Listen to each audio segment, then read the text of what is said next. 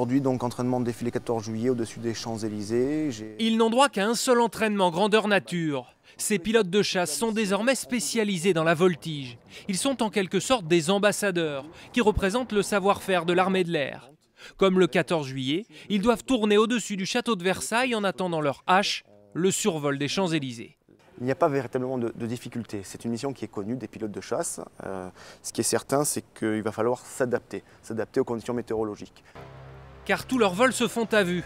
Pas d'instrument pour voler à 5 mètres l'un de l'autre dans ces avions de 330 chevaux. Meilleurs que les Américains ou les Russes, les Français sont champions du monde de voltige par équipe.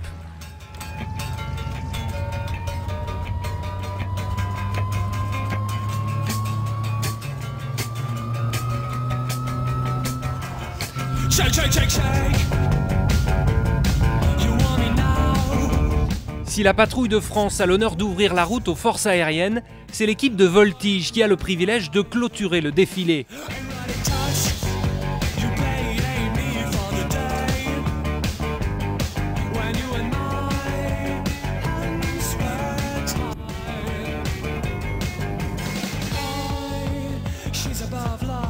C'est un peu unique de survoler Paris parce que c'est interdit.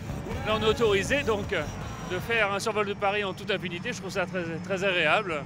Là, bon, quand on tient la place, on cherche plutôt à vraiment pas bouger, hein, même de 50 cm, de façon à que du sol ça soit le plus parfait possible.